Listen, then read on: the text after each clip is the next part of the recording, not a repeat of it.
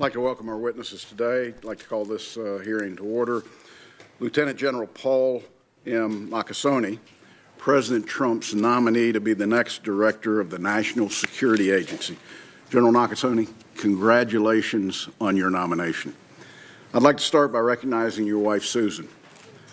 She's here with us today, and your 4 children, David, Joseph, who are both high school juniors, Sarah, who's studying at the University of Chicago, and Daniel, who is at the University of Virginia. You've got them geographically spread around. I know from personal experience just how important a supportive family is. And to each of you, and Susan, I hope you pass it on to the kids, thank you. Our goal in conducting this hearing is to enable the committee to consider the nominees' qualifications and to allow for thoughtful deliberation by our members. Lieutenant General Nakasone has provided substantive written responses to over 45 questions presented by the committee. And today, of course, committee members will be able to ask additional questions and hear from him in open session. General Nakasone graduated from St. John's University and earned a master's degree from the University of Southern California, the National Defense Intelligence College, and the United States Army War College. He served honorably in the United States Army for over 30 years, including deployments to Afghanistan, Iraq, and the Republic of Korea. Prior to leading the United States Army Cyber Command, General Nakasone commanded the Cyber National Mission Force at the United States Cyber Command. General Nakasone, you are being asked to lead the National Security Agency during a period of significant debate about what authorities and tools are lawful and appropriate. I'm hopeful that moving forward you will be an influential and forceful advocate for those foreign intelligence tools you believe are necessary to keep the citizens of this country safe while protecting American privacy. As I have mentioned to others during their nomination hearing, I can assure you that this committee will faithfully follow its charter and conduct vigorous and real-time oversight of the intelligence community, its operations, and its activities. We'll ask difficult and probing questions of you and your staff, and we will expect honest, complete, and timely responses. You've already been reported favorably out of the Senate Armed Services Committee on 6 March of this year, and I look forward to supporting your nomination and ensuring its consideration without delay. I want to thank you again for being here. I look forward to your testimony. Finally, yesterday the committee received a statement from the Electronic Privacy Information Center and asked that it be entered into the hearing record. I would ask members for unanimous consent that that statement be entered into today's open record. Hearing no objections, so order. I now recognize the Vice Chairman for his lengthy comments.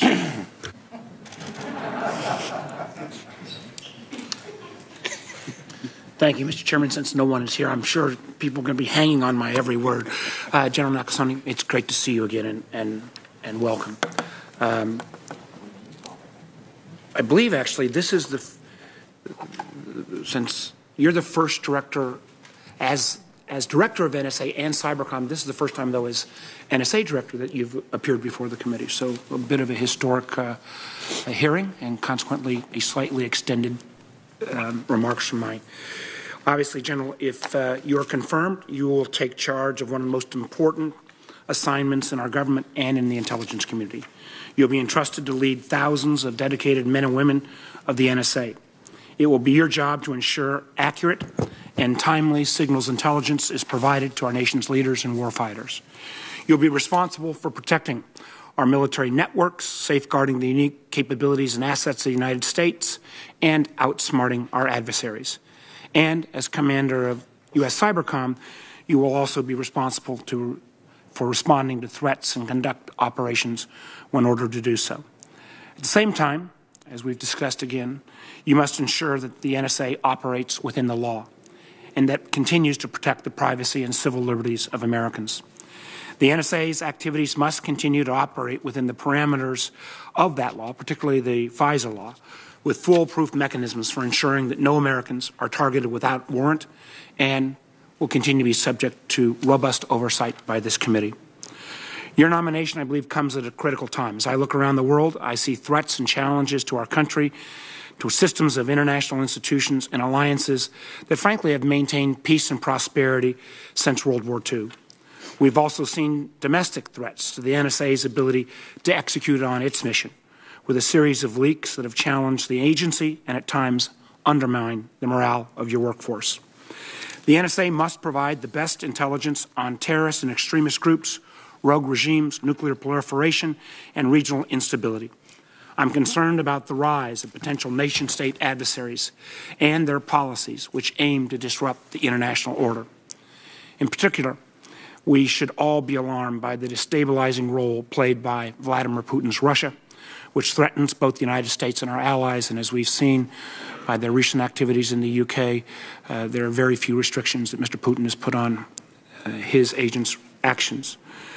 Matter of fact, the heads of our intelligence agencies were here a month ago and all indicated that Russia will continue to try to interfere in our elections, activities that demand a strong United States response. Our country, I believe, must develop a whole-of-government response to strengthen our defenses. I believe, and we've again discussed this, would like to hear more about this today, that we need a clearly articulated cyber doctrine that will deter nations like Russia from going after our crucial institutions, whether they be civilian, military, or in the private sector. We've got to make sure they know, whether it's Russia or other near-peer adversaries, that there will be consequences to their actions. I believe that our lack of action to date has frankly encouraged nations not only like Russia, but China and others, frankly, to act with impunity. I also worry that we're on the cusp of what I would call a paradigm shift in the technological development, and not one which we're well poised to prevail against well-resourced competitors who are willing to engage not only in a whole-of-government, but particularly a whole-of-society effort to obtain economic advantages and access to our most sensitive technologies. The top dozen Chinese technology firms that have already entered or are poised to enter the United States and Western markets. In stark contrast to our country, these firms maintain relationships with and provide access to the Chinese government that is unlike anything we've seen with other developed nations. While we want to encourage an open economy, what are the potential risks to our society from these developments? Now, China is still behind the United States in R&D expenditures, but with the current spend lines, not for long. China's R&D spending is increasing by about 20% a year.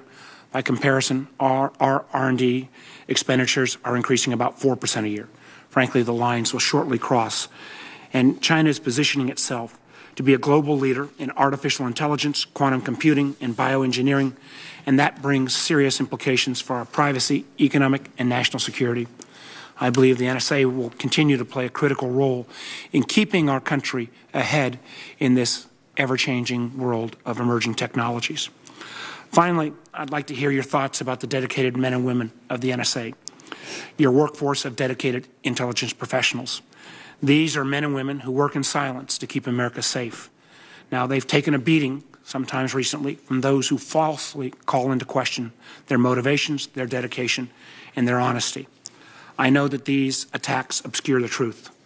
My colleagues on this committee and I know that at the NSA headquarters, the memorial wall lists the names of 176 NSA cryptologists, military and civilian, who made the ultimate sacrifice for their country while serving in silence. I'd like to hear your plans on how we maintain that world-class workforce going forward. Again, thank you, Mr. Chairman, for holding this hearing, and I look forward to the General's comments. I thank the Vice Chairman. General, if you would stand and raise your right hand.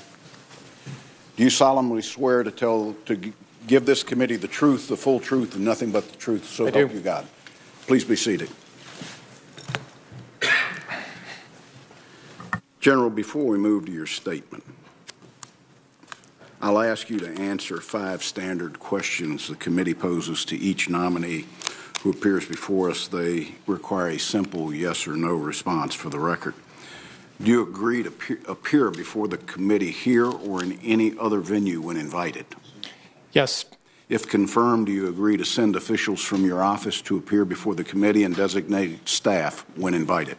Yes, Mr. Chairman.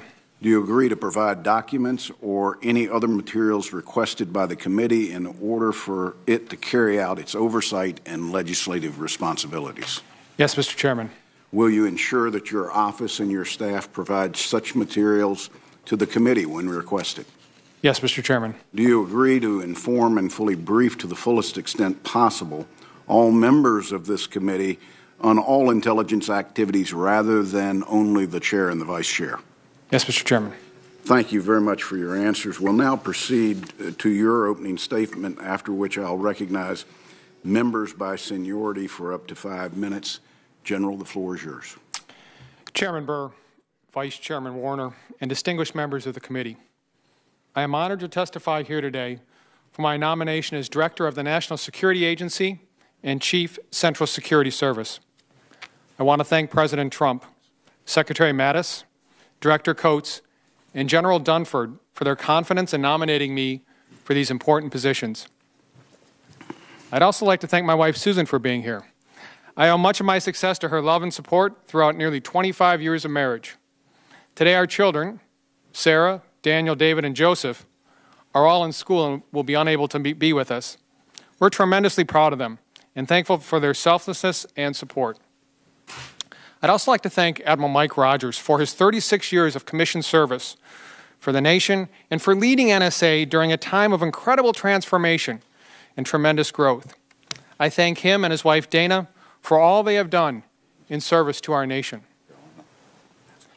I commissioned in the Army over 31 years ago as an intelligence officer, and for the past 3 decades have served in intelligence and in leadership positions both at home and abroad, in peace and in war. If confirmed for this position, this will be my 4th assignment to NSA. In my previous assignments to the agency, I've always been impressed by the phrases that greet everyone who enters that building. Defend the nation, secure the future. These simple directives capture the critical role the NSA plays in supporting our military and senior policymakers while safeguarding our freedoms. I know that the National Security Agency is a special member of our intelligence community and of unique importance in the defense of our nation. Throughout the agency's 65 years of service, one constant has remained: the quality of the people. These men and women are national treasures, and they are engaged in the missions that can only be called one of a kind. If confirmed, I know this workforce will be the foundation of NSA's future and continued success. My focus will begin and end with them. Throughout my career, I've been both a generator and consumer of NSA intelligence products and know firsthand the critical role the agency plays both as a combat, support, and signals intelligence agency. The importance of delivering accurate, reliable, and timely intelligence products cannot be overstated, and if confirmed, I commit to upholding the high reputation of the agency as a provider of objective, mission-critical signals intelligence in support of our military and our government. I recognize that our nation's adversaries continue to pose threats and posture themselves to reduce our global advantage. In light of this, the importance of an effective national security agency continues to be paramount to our national defense. I also recognize that we are at the edge of the technological frontier for our nation. The future that the next director will face presents challenges and opportunities, from rapid technological evolution, including machine learning, artificial intelligence, and quantum computing, as well as the growing capabilities of the technological industry. If confirmed, I know that a strong public-private partnership will be needed to ensure this country benefits from the leading-edge technology being developed and implemented today and into the future. Finally, I recognize that this nomination is to lead both U.S. Cyber Command and the NSA. Although the co-location and cooperation of the two powerful organizations has been critical to their growth, I also see them as two unique entities with their own identities, authorities, and oversight mechanisms. I'm committed to assessing the needs of both to optimize their individual success in the best defense of our nation. If confirmed, I will ensure that the agency's intelligence customers can continue to rely upon timely and accurate products delivered with integrity to ensure we maintain an advantage over increasingly adaptive adversaries. Equally, I will always ensure the National Security Agency upholds full compliance with our laws and the protection of our constitutional rights. I am deeply honored to be considered for these leadership positions. If confirmed, I look forward to working closely with the committee and the entire Congress to ensure we leverage our opportunities and also address our challenges. Chairman Burr, thank you for this opportunity to be here this morning. I look forward to answering your questions. General, thank you for that statement. Thank you for your service to the country. One could leave with what you've accomplished with a great career, but I think greater things are ahead of us for you and for this country, and we're grateful for your willingness and your family's willingness to take this next chapter. Before we begin, I'd like to advise members that pursuant to Senate Resolution 400, the committee received this nomination on referral from the Senate Armed Services Committee on 6 March 2018, and we have 30 calendar days within which to report this nomination to the full Senate. It is my intention to move to a committee vote on this nomination as soon as we possibly can. Therefore, for planning purposes, if any members wish to submit questions for the record after today's hearings, please do so by close of business today. With that, we will go into the 5-minute round by seniority, and I'll recognize myself first. General, leaks of classified information this committee takes very seriously, and we believe it puts sensitive sources and methods at risk and can, in many cases, cause irreparable damage to our national security. Our committee has already taken action in the Intelligence Authorization Act for fiscal year 18 by imposing enhanced penalties on those convicted of unauthorized disclosures. If confirmed, how do you plan to address the security of sensitive and classified information at the agency? Mr. Chairman, the safeguard of our national secrets, the safeguard of our capabilities, is one of the most important things the next director will continue to address. If confirmed, my intent is to look to make sure that the security of the enterprise and the security of the network initiatives that NSA has undertaken to date are timely, are accurate, are on target to ensure that we continue to have the safeguard and security of our national treasures. With that being said, I would also add, Mr. Chairman, that there are two elements that I see as we look long-term to this issue. First of all is continuing to hire great people that work at the NSA. Not only hiring them, but also training them, developing them, and ensuring that their long-term careers with the NSA are well tended to. The second thing, though, is we need to also understand that there are control mechanisms that we, as an agency, need to continue to look at to ensure that we have the ability to not only safeguard our network, but also secure our environment. General, do I have your commitment that if such a leak happens, that you will, as timely as you can, notify the committee? And will you continually notify the committee on progress that NSA makes towards preventing and deterring unauthorized leaks?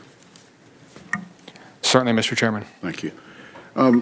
General, the Committee Intel Authorization Act of 18 and fiscal year 17 included provisions to enhance NSA's ability to recruit and retain science, technology, engineering, and mathematics STEM employees. Nevertheless, NSA employees still will be compensated less than their private sector counterparts. How do you plan to recruit and retain those top STEM candidates, especially given that there is that compensation gap between government and the private sector?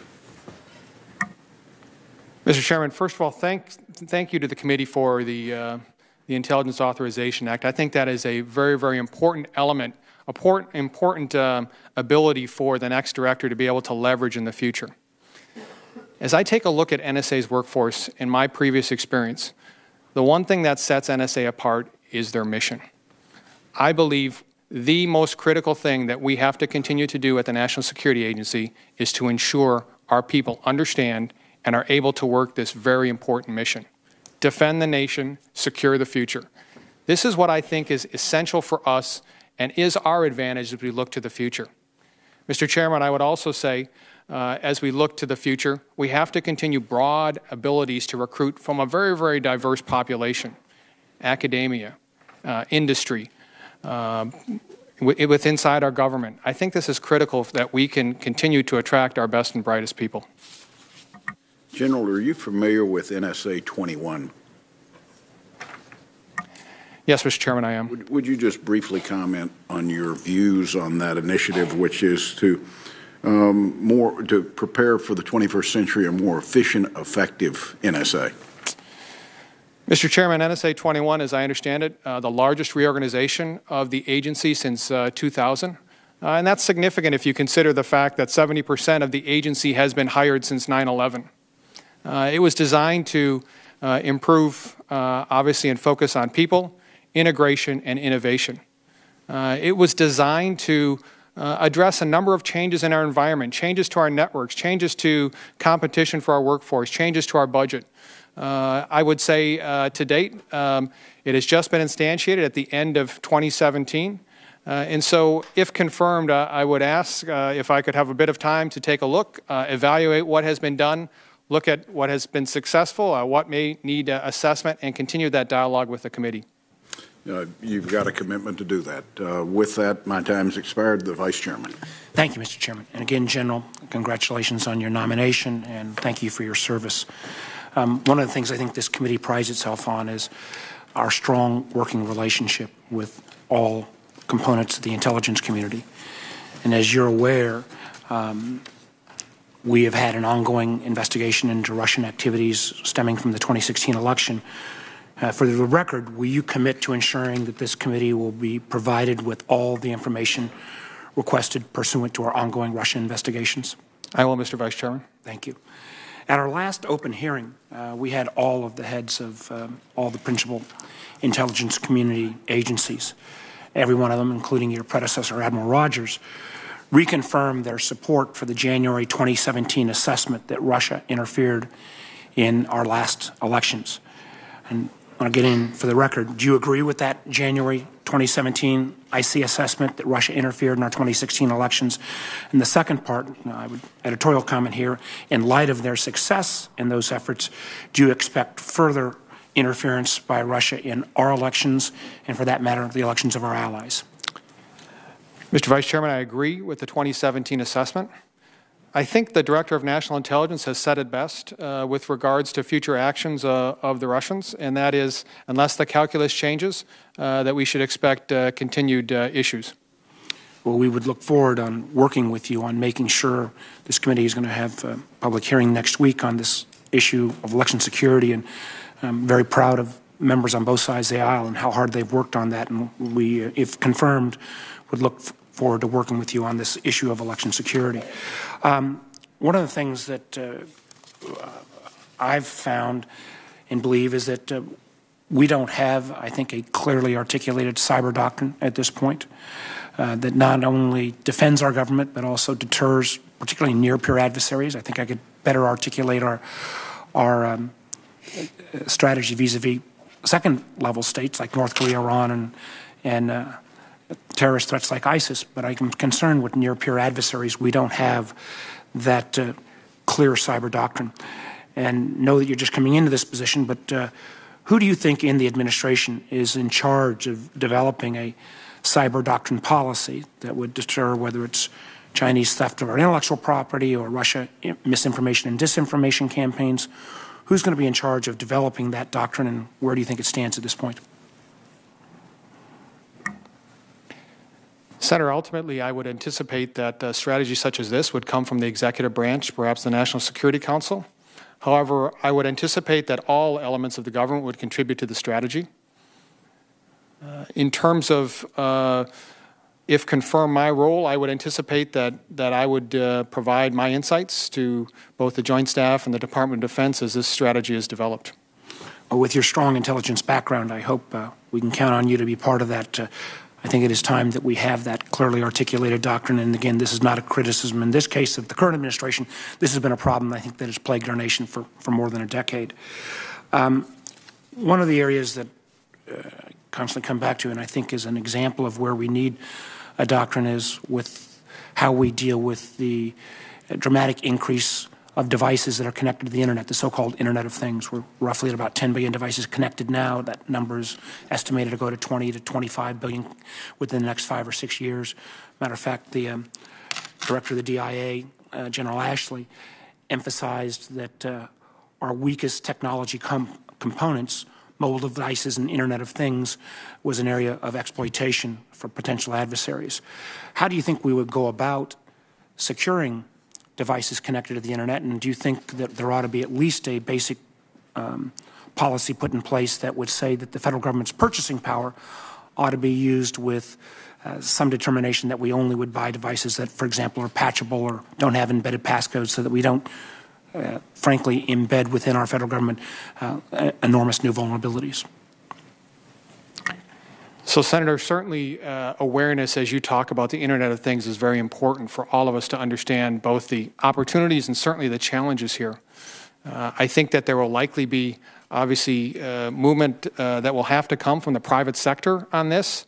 In terms of policy decisions, I would defer that to the Department of Defense as they weigh into this, but my sense is that we have to have a very candid discussion about the growth, the explosion of the Internet of Things, and most importantly, the impact that it could have on our economy and certainly our national security. Well, again, I think you can play a critically important role here. I just would hate for us 5 years from now to realize we've bought literally billions of devices just within the federal government, and they have actually increased our vulnerability. Thank you for your responses. Thank you, Mr. Chairman. Thank you, Vice Chairman. Senator Blunt. General, let's just start where Senator Warner did. You know, Admiral Rogers, who we all have great respect for, got a lot of attention recently, I believe on the House side, saying he'd been given no new directions as to how to deal with things like Russian interference in the election. So let's take that in two directions.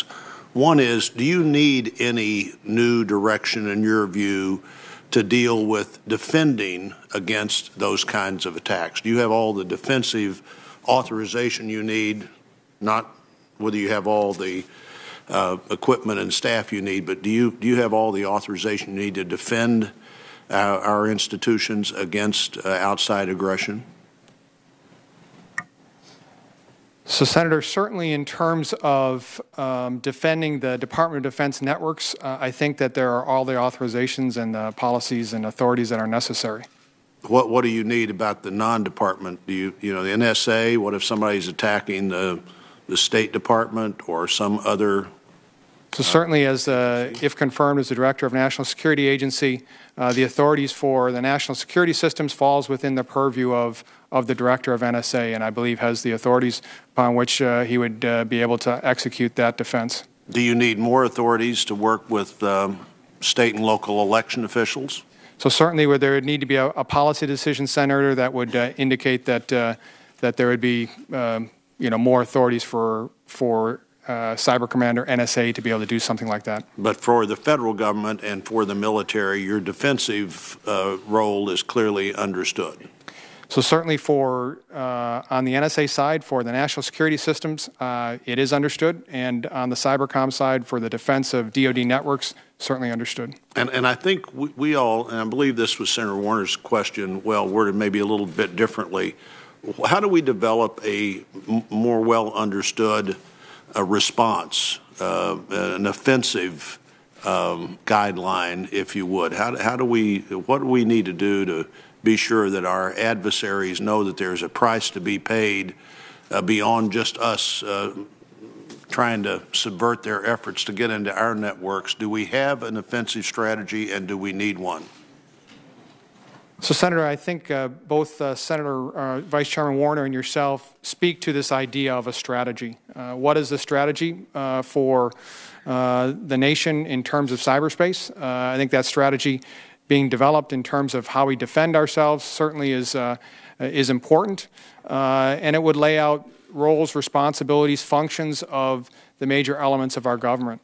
And I think that is obviously one of the things that would help both internally for the elements of our government, but also externally, as you say, to provide a set of left and right boundaries perhaps for our adversaries to understand. Well, I think a determination to create where those boundaries are and what we might do may need to be made outside of your agency, but inside your agency, I can't imagine a more important person to be at the table when we try to determine how that determination could actually be implemented. I think there's a strong sense that there's too much of no price to be paid at this point by people who try to either steal our intellectual property or interfere with elections or whatever else they might try to do. The other area where I think you may have to look for a even more expansive role is the acquisition of equipment, signal intelligence equipment by other agencies. I think you have a role to play there, and in one of the many hats you'll be wearing in this job. Do you have concerns that other federal agencies may be buying equipment that could in the future be troublesome for us? Senator, I certainly have concerns. I think the recent statements by the Department of Homeland Security and the directives with regards to select antivirus companies throughout the world and the ensuing National Defense Authorization Act that prohibited the use of select antivirus products within our government is very, very important for the future. Well, again, I think you bring the information to the table on that. And my last question would be something we've talked about before, particularly at the Cyber Command level. What's the value of the Reserve Force or the National Guard? I know Missouri has a really good cyber unit. I think the cyber units in the reserves. Back to maybe the chairman's question about how we have the talent we need. How do we bring that part-time talent to use to our benefit? If that's a good idea in your opinion. Senator, I think it's a tremendous idea. In my current role as the commander of Army Cyber, our Army is building 21 cyber protection teams, 10 in the United States Army Reserve and 11 in the National Guard. What you indicate is critical for us as we look to increase the best and brightest of our nation being able to commit to the defense of our nation in cyberspace. The Guard, the Reserve have tremendous talent that we look to in the future to provide us what we often term the strategic depth for our nation. And so very, very pleased to serve with those fine Americans and hopefully in the future continue to be able to incorporate and to promote their service for our nation. Thank you. Thank you, Mr. Chairman. Thank you, Senator Wyden. Thank you very much, Mr. Chairman. Mr. Chairman, colleagues, just a quick comment before we go to our nominee. The nomination of Gina Haspel to head the CIA comes at an especially momentous time. Senator Heinrich and I have asked that certain aspects of her background be declassified so that the American people can see what sort of person might head the agency at a particularly important time. I'll just wrap up this point by saying I hope members will support what Senator Heinrich and I are calling for with respect to declassification. Mr. Nakasone, a historic day because, as I understand it, you are the first nominee from the NSA to be considered at this committee, and we welcome you. And let me begin with some questions. In 2001, then President Bush directed the NSA to conduct an illegal, warrantless wiretapping program. Neither the public nor the full Intelligence Committee learned about this program until it was revealed in the press. Speaking personally, I learned about it from the newspapers. So there is a lot riding on how you might address a similar situation, and we've already noted the history of your being here. If there was a form of surveillance that currently requires approval by the FISA court, and you were asked to avoid the court based on some kind of secret legal analysis, what would you do? Senator, thank you for that question. First, I would offer, with regards to the situation that you described, I would obviously have a tremendous amount of legal advice that would be provided to me, if confirmed, by those in the agency, by those in the department, by those, obviously, that are in the Director of National Intelligence. At the end of the day, I think that one of the most important things is that we have the conversation between the National Security Agency and this Oversight Committee to understand. Let me just stop it right there so I can learn something that didn't take place before, you would, if asked, tell the entire committee that you had been asked to do that? So, Senator, I would say that I would consult with the committee. I would obviously ensure. When you say consult, you would inform us that you had been asked to do this. So, again, Senator, I would consult with the committee and have that discussion. I think that one of the important things that I have seen is the relationship between the National Security Agency and this committee. My intent would to continue that discussion. But at the end of the day, Senator, I would say that there are two things that I would do. I would follow the law, and I would ensure, if confirmed, that the agency follows the law. First of all, that's encouraging because that was not the case back in 2001. In 2001, the president said, we're going to operate a program that clearly was illegal. Illegal. You've told us now you're not going to do anything illegal. That's a plus. And you've told us that you would consult with us if you were ever asked to do something like that. So I appreciate your answer. Now let me move next to encryption. The widespread consensus from encryption experts is that tech companies can't modify their encryption to permit law enforcement access to Americans' private communications and data without also helping sophisticated foreign government hackers get in. You are as familiar with the capabilities of our adversaries as anybody. Do you agree or disagree with those experts? So, Senator, in terms of encryption, I would begin with saying this is something that for 65 years NSA has been at the forefront of doing, encrypting our national security systems, our data, our information, our networks. What has changed these days is the fact that the power of encryption, particularly in the private sector, has put law enforcement at times, even with a court order, at risk of being able to investigate or perhaps even prosecute a crime.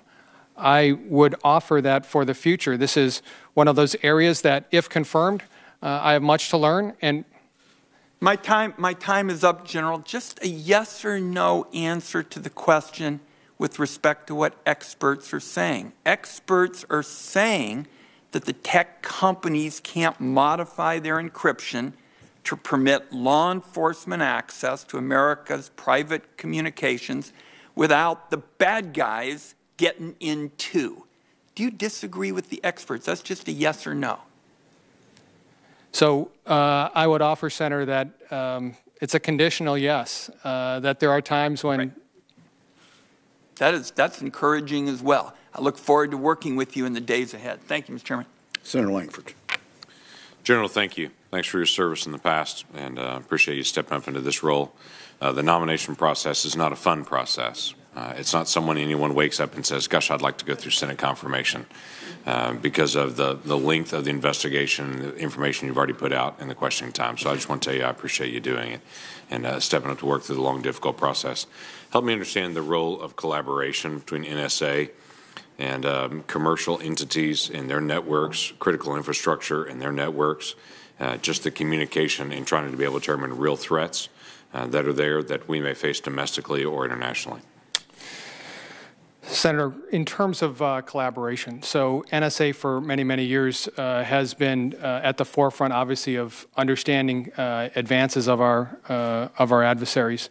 That reporting, that communication with other elements of our government, whether or not it's the Federal Bureau of Investigation or it's the Department of Homeland Security, has been critical to inform other members of our critical infrastructure and key resources. I see this as an element that must continue into the future and a sharing or an integration that's important for the overall defense of our nation. How do we get that faster?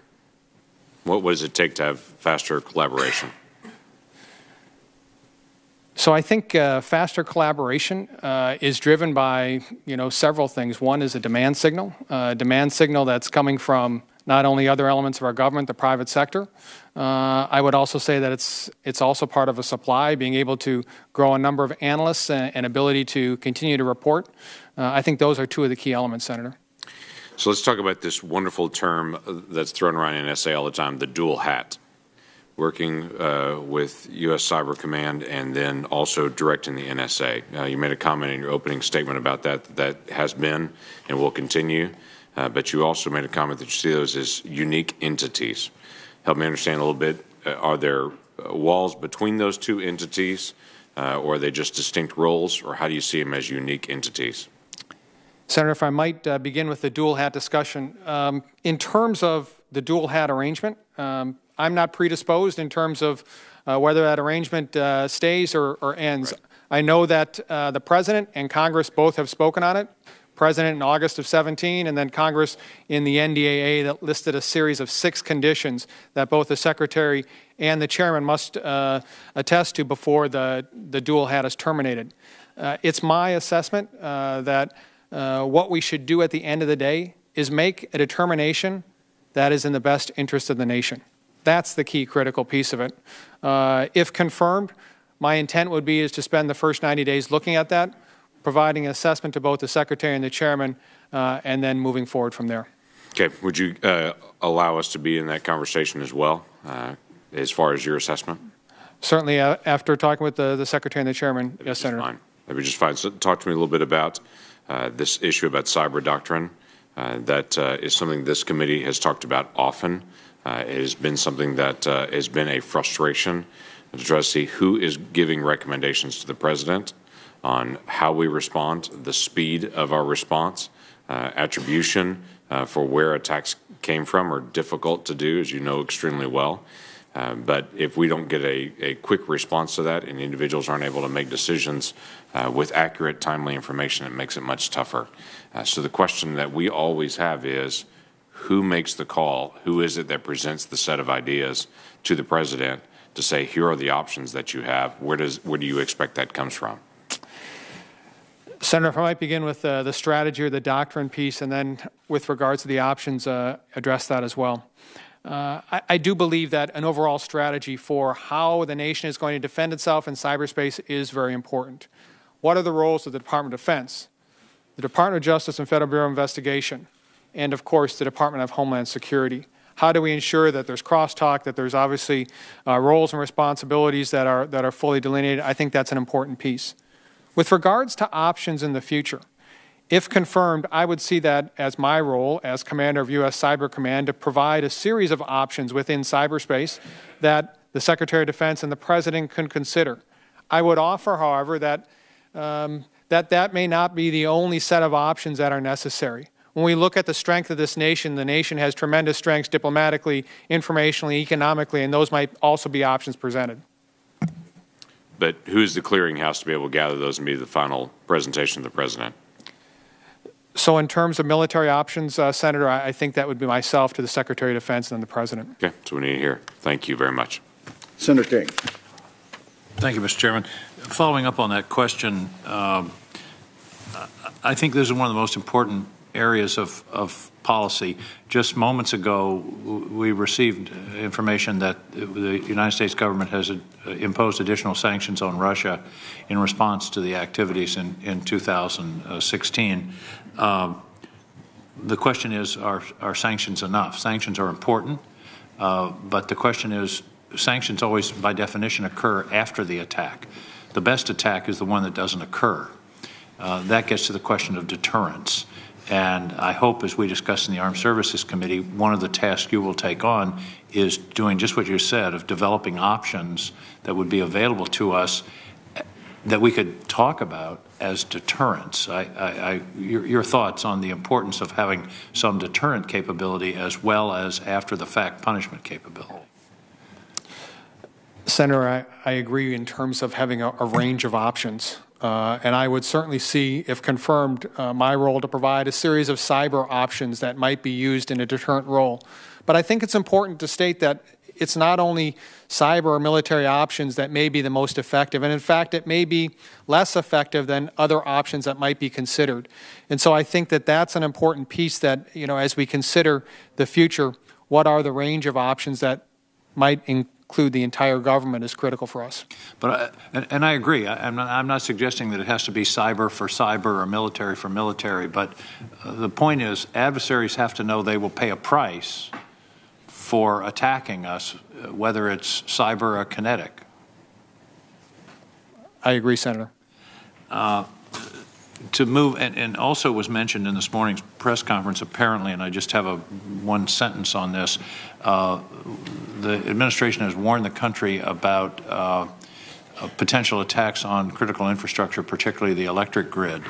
My concern is that the electric grid is not only vulnerable, but from public reports that there are already efforts to plant malware or to seed malware in SCADA systems, et cetera. Is this something that you're familiar with and are concerned about?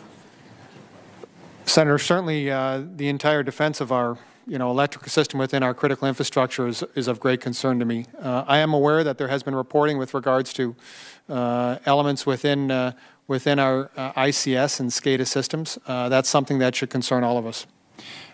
Do you see part of your job at NSA as working with the private sector? Because this is not, it's not like there's an attack on an air base. There might be an attack on the financial system or on the electrical system in the Midwest. And it seems to me this is an area, it's sort of new territory, if you will, where there has to be a closer relationship between the private sector and government.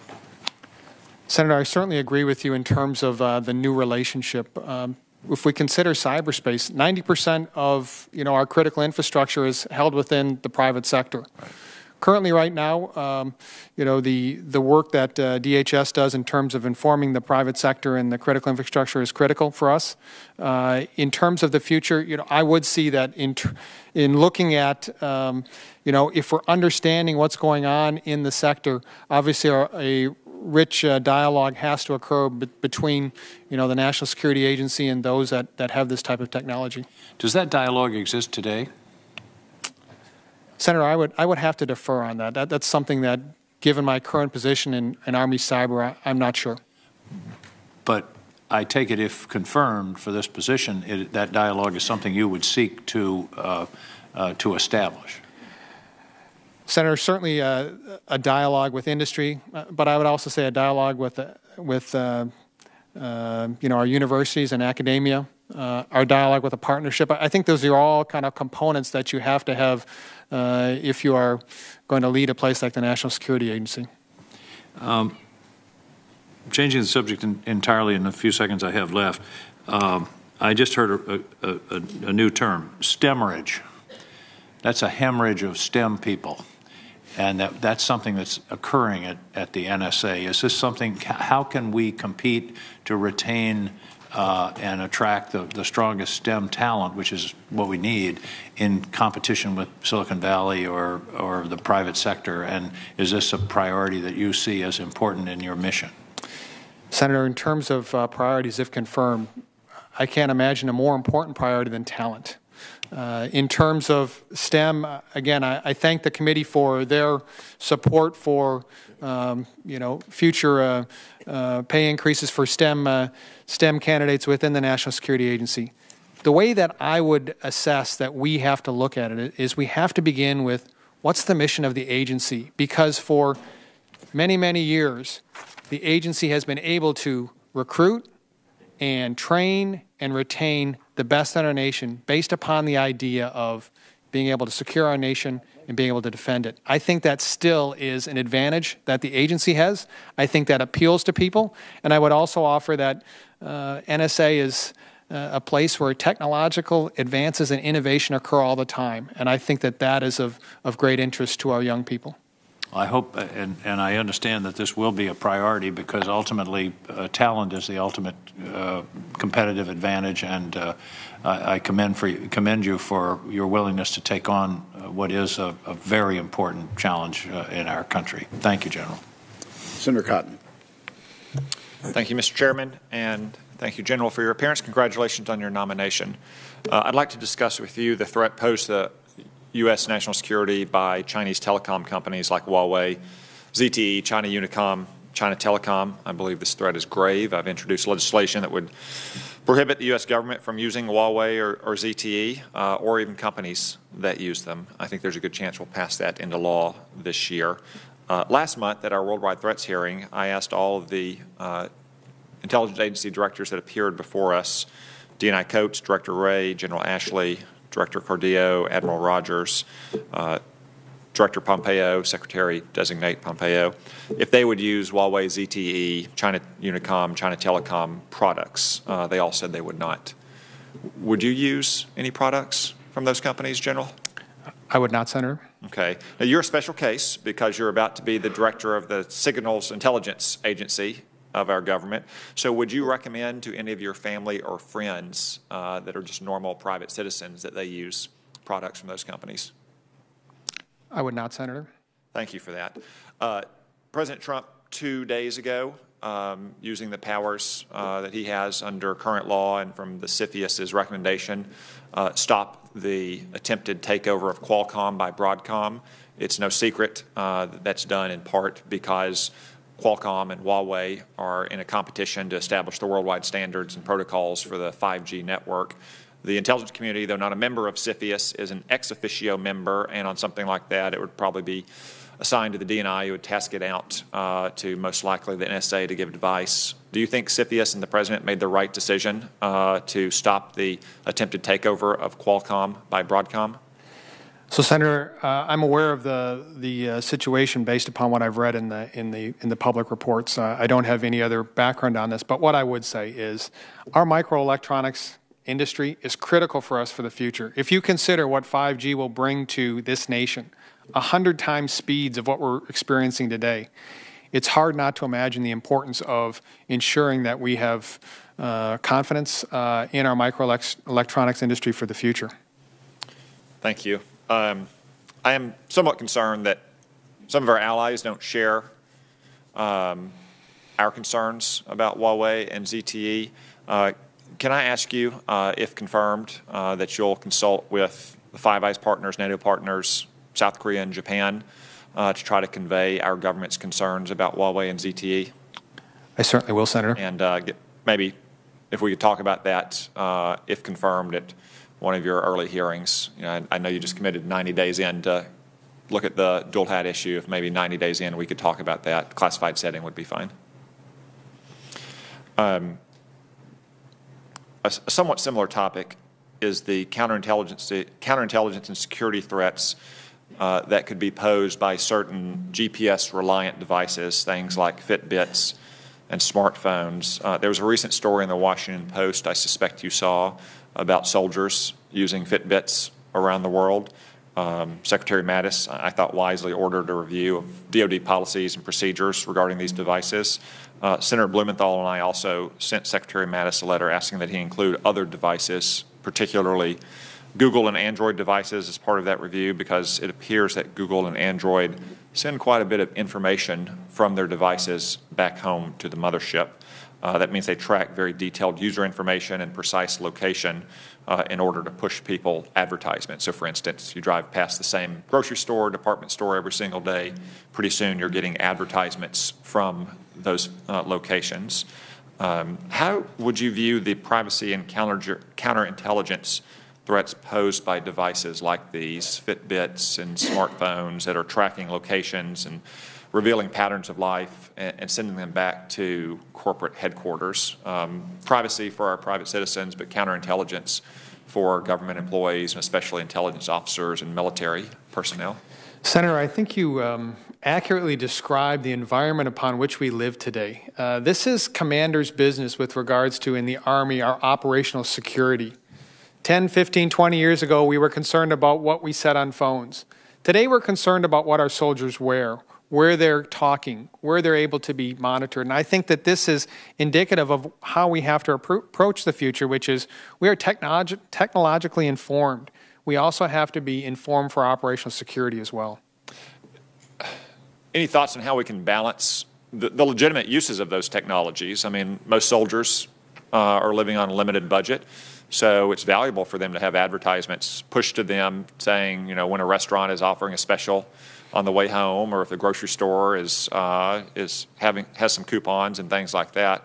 But obviously, these do pose security risk. Any thoughts on how to balance those? Senator, I believe you have to begin with just understanding what perhaps the threats are out there, and understanding, when is it appropriate that civilians that are working in a place like the National Security Agency or military members within their own formations have their phones or wearing Fitbits? Is there places where they shouldn't have those things on? And I think that's perhaps the most important piece that we have to have is realization and then an understanding of those operational security risks. Thank you, General. Senator Harris. Thank you. And to follow up on Senator Cotton's questions, will you commit to coming back to our committee after doing an assessment of the vulnerabilities that are created by the use of these smart devices by our troops, and give us some suggestion about what might be a more appropriate policy? Certainly. I'm sorry, Senator. Would welcome the opportunity to continue this dialogue on that. Okay, thank you. I'd like to talk with you about insider threats. According to the Office of the Director of National Intelligence, as of October of 2015, 4.3 million Americans held security clearances. Some of the most damaging national security breaches in recent years, however, have not come from traditional spies but insiders at our own agencies. Unfortunately, several of these incidents happened at NSA, and I'm thinking of 3 in particular that received a lot of attention and did a lot of damage. Have you studied what happened in those cases? Senator, to date, in my current role, I have not studied. I would offer that I think what you point out here is very important, that we considered most of our threats from external actors. We thought that a foreign nation was, our greatest threat. We have to reconsider that, particularly as we look at our networks, our data, our weapon systems. We have to have a whole spectrum of insider and certainly external threats as well. And will you commit to doing an assessment and reporting back to us on what additional steps might be taken to prevent that insider threat? Senator, I do know that the NSA has undertaken a number of different initiatives and secure the network and secure the environment. If confirmed, I will certainly commit to digging deep into that, understanding what has been done, what has been successful, what needs to be perhaps funded for the future, and then continuing that dialogue with this committee, if that's okay. Yes, and have you had an experience dealing with this at Army Cyber Command? So, Senator, in terms of experience, I would say that one of the things that we have been very, very vigilant about is just understanding the threats, again, to our network, our data, and our weapon systems. I can't think of a specific example, but it's something that we are obviously trained on and think about very, very often. Okay.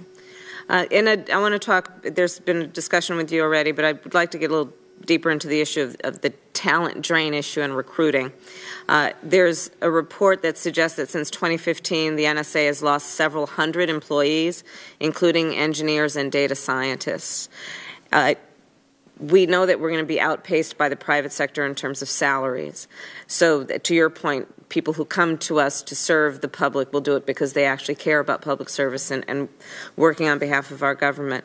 But have you given any thought to how we might engage the private sector workforce, and I'm thinking of the folks in Silicon Valley, in creative ways that might include, for example, bringing people on who cannot join the IC full-time? Have you thought about that, and what would that look like? I think it would be challenging, but there must be some creative thoughts out there about how we could engage folks even if they don't come full-time. Senator, I have thought about that. And, I take example of what NSA has done to date with their own point of presence, which is an initiative to be in Silicon Valley. And one of the early initiatives, even before DIUX. I think it's a very good example of how we need to think about the future. You indicate one way that we might look at it in bringing a larger population to our mission.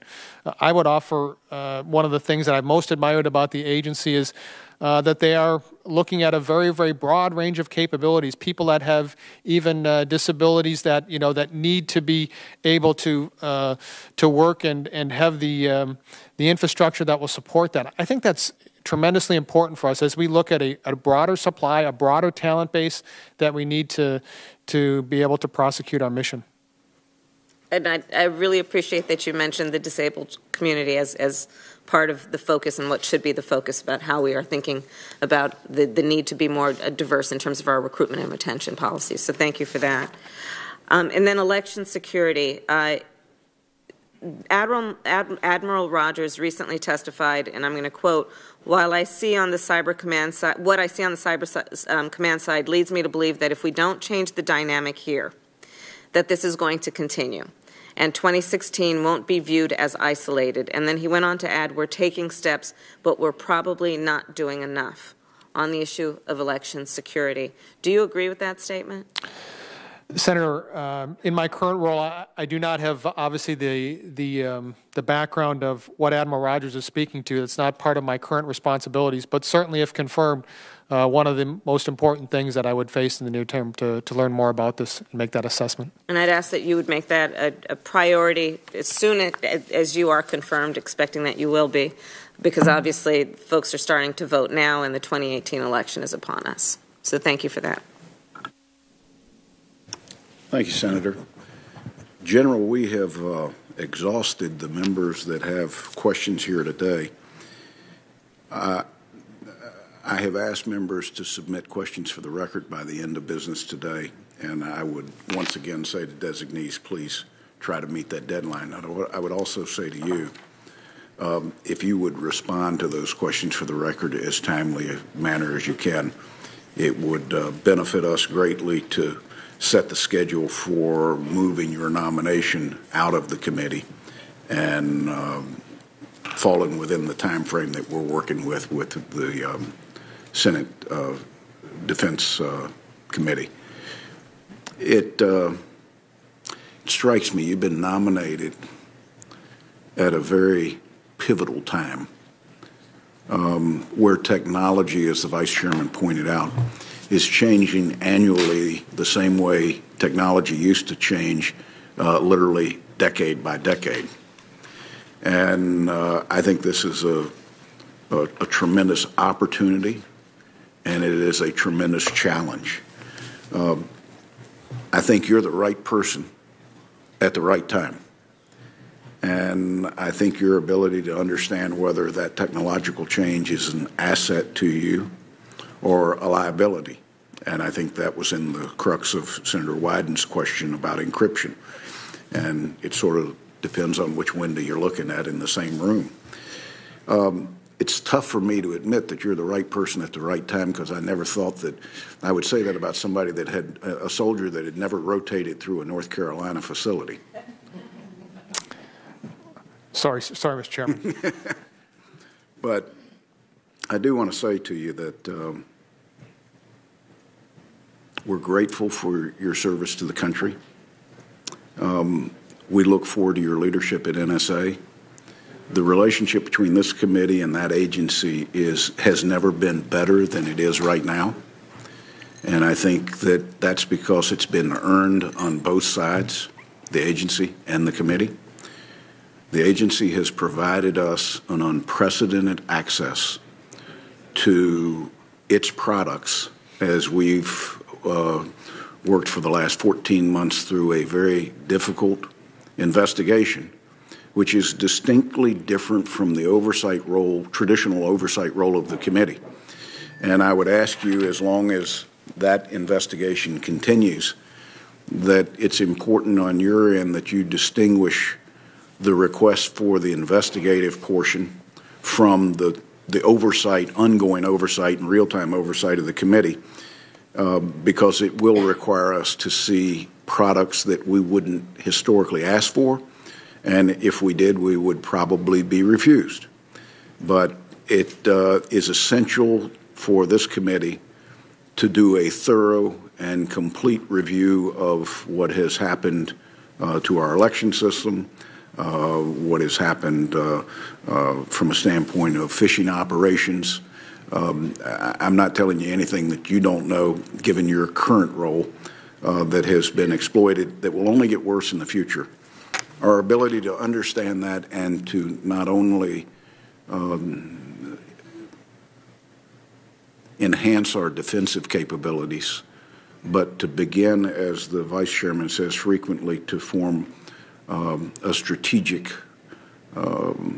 outline of options that we have, both defensive and offensive, is absolutely important. So we put a tremendous amount of emphasis on our ability to get this right, and in large measure that's because of the access that the NSA has provided us, and I'm sure that under your leadership that will continue.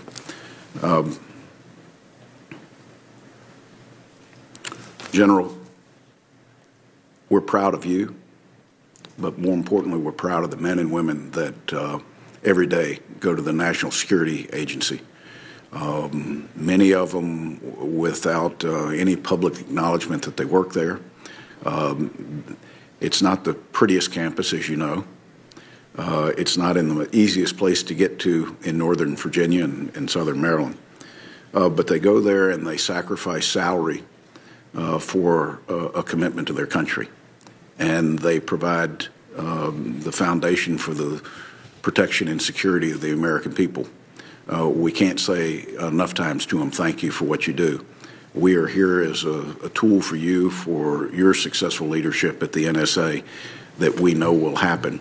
And I hope you will call on us anytime we can enhance that role as Director of the National Security Agency. With that, this hearing is adjourned.